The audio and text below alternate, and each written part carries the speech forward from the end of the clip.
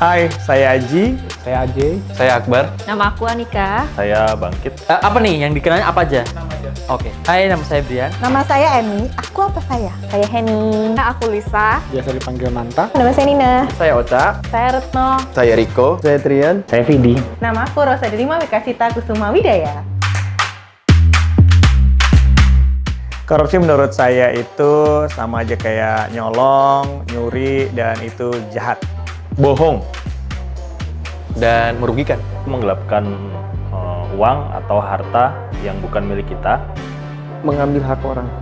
Perbuatan tercela yang dimana Kegiatan yang merugikan orang lain sih menurut aku.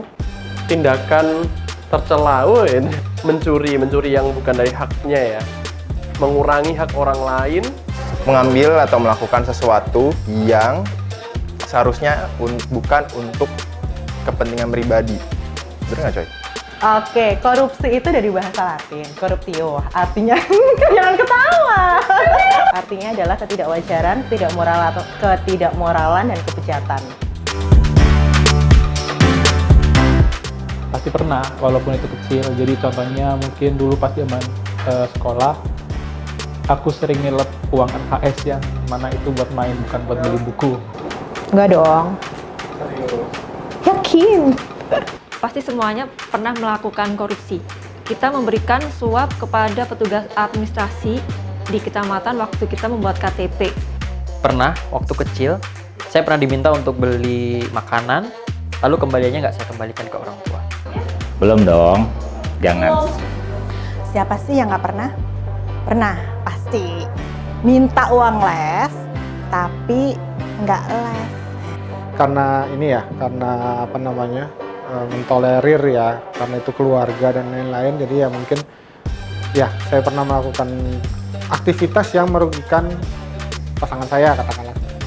Korupsi waktu gitu yang menurutku yang merugikan diriku sendiri itu ya aku pernah korupsi waktu, terus korupsi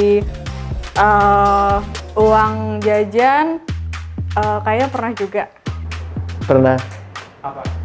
korupsi kecil kali ya, mungkin kayak korupsi waktu kali yang sering kita lakuin, datang telat atau kayak pulang nggak sesuai dengan aturan.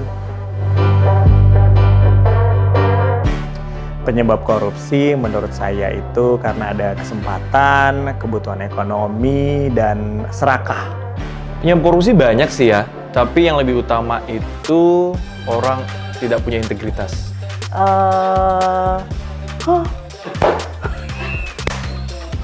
Nggak pernah puas. Nggak bersyukur. Yang pertama kurangnya iman, kemudian adanya kelemahan sistem keuangan atau celah dalam sistem, kemudian juga ketidaktahuan orang itu, karena sering ada kasus orang-orang itu ketangkap korupsi tapi sebenarnya dia nggak tahu kalau yang dilakukan itu adalah salah satu tindakan korupsi. Kurangnya pendapatan sih. Jauh dari Tuhan ya, kayaknya ya. Kayaknya sih karena, lebih tepatnya karena itu, selain itu juga rasa kurang puas, rasa ingin memiliki yang lebih. Moral sih, dari kita itu tahu kalau itu korupsi. Tapi karena orang-orang di sekitar kita melakukannya, jadi kita kayak yaudah it's okay lah, itu sesuatu hal yang biasa.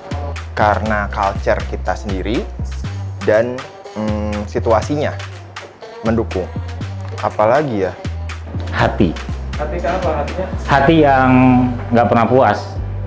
Karena ada kesempatan. Ekspertis ya, orang itu mungkin karena sudah tahu, memahami betul seluk-beluknya, mungkin administrasinya, mungkin cara-caranya sudah memahami betul, jadi membuat celah itu muncul gitu. Mau dimanfaatkan untuk menguntungkan diri sendiri dan merugikan orang lain atau tidak, seperti itu. Dampak korupsi kehancuran, karena dengan sesuatu yang dimulai dengan tidak baik atau tidak benar itu lambat laun pasti akan hancur. Kesenjangan sosial. Pastinya akan menciptakan karakter atau pribadi yang tidak baik karena dari kecil kita terbiasa untuk melakukan suatu tindakan yang negatif dan tidak jujur. Dampak korupsi. Bentar. Dampak korupsi. Banyaknya orang miskin. dengan dia melakukan korupsi itu merugikan orang banyak, terutama bisa bikin malu keluarga, merugikan negara bila itu berkaitan dengan negara, merugikan keluarga kita juga ya, mungkin nama baik keluarga kita tercemar karena tingkah laku kita yang korupsi itu. Bukan, aku nggak mau ngomong itu. Kayaknya merugikan diri sendiri. Sadar nggak sadar sih kita bakal, hati kita jadi keras ketika kita melakukan korupsi. Kehancuran, jadi jangan korupsi biar nggak hancur. Selain uang juga merugikan citranya, jadi bisa dipandang negatif ya, entah orangnya, entah institusinya. Kalau jumlahnya besar bisa mengganggu perekonomian bahkan kalau di negara gitu. Nyusahin orang, gitu aja kan.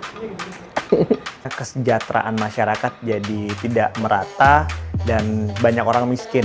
Nama kamu jadi jelek, atau kalau dampak ke tempat kamu kerja atau institusi kamu ya pasti rugi lah ya. Akan ada kesenjangan atau gap antara si kaya dan si miskin. Kesejahteraan orang jadinya semakin jauh ininya, perbedaannya. Happy ya karena nggak ketahuan, terus malah jadi bumerang buat diri sendiri karena banyak balasan tuh dari Yang Maha Kuasa. Salah satunya ya bisa kita kehilangan atau nggak kita sial, macam-macam deh pokoknya.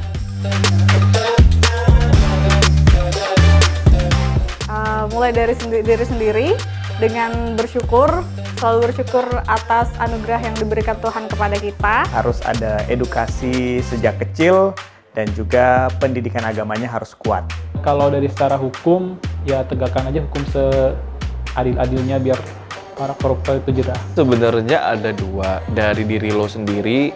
Ini bisa sampai ke diri lo nggak sih? Kamu harus punya jiwa integritas, dan untuk di institusi kamu bekerja itu harus punya alur atau standar pekerjaan yang sangat rigid yang menekan atau menghindarkan kita dari korupsi. Mulai dari jujur, bersikap, menularkan nilai positif, dan memberikan contoh yang positif. Saling mengingatkan kali ya, karena kan kadang kita tahu tapi kita nggak speak up. Edukasi sejak dini dan tanamkan kepada generasi penerus bangsa bahwa korupsi itu dapat merusak moral. Banyak-banyak bersyukur kali ya. Itu aja kayaknya. Di mata pelajaran waktu sekolah, dari sejak SD itu udah dimasukin pelajaran anti korupsi. Rajin-rajin beribadah. Sering searching kali ya info-info tentang korupsi, lebih baik dijauhin deh, nggak bagus. Ibadah ya, perkuat iman supaya tetap ada di jalan yang lurus. Perbaiki psikologisnya, jadi dia tidak sembarangan untuk mengeksekusi celah-celah yang timbul seperti itu. Gimana ya? Mungkin harus diberi hukuman mati gitu. Mendekatkan diri kepada Tuhan, karena korupsi itu kan sebenarnya sifat syaiton ya. Kat ngomong apa sih aku? Kalau masyarakatnya udah sejahteranya rata dan juga udah nggak ada yang miskin. Masyarakat itu menjadi sejahtera tanpa terkecuali dan mereka mendapatkan keadilan yang merata. Semua pekerjaan itu sudah berjalan sesuai SOP dan tidak ada laporan kerugian dari perusahaan tersebut. Ketika orang-orang itu sudah sangat ketakutan dengan tindakan korupsi, tidak adanya kemiskinan di Indonesia. Kesejahteraan masyarakat yang merata. Kayak masyarakat dan negaranya sejahtera. Kalau udah nggak ada berita tentang korupsi, tidak ada orang membicarakan soal korupsi, berarti korupsinya udah nggak ada. Kalau misalnya kita sudah bisa menerima keadaan diri sendiri. Masyarakatnya udah tahu dan sadar tentang korupsi dan semacamnya. Keadilan sosial bagi seluruh rakyat Indonesia. Negaranya maju pasti. Birokrasi lebih mudah kali ya. Semuanya mudah sama nggak terlalu banyak kesenjangan sosial di masyarakat. Aku mau ambil contoh dari negara Tibet. Dia alat ukur kesejahteraan masyarakatnya bukan dari GDP, tapi dari rate happiness mereka. Makin kita memiliki rasa syukur yang tinggi dan kita puas menjalani hidup ini. Kalau tidak ada lagi orang yang korupsi. Terima kasih. Bye-bye. Bye. Bye. Bye. Bye.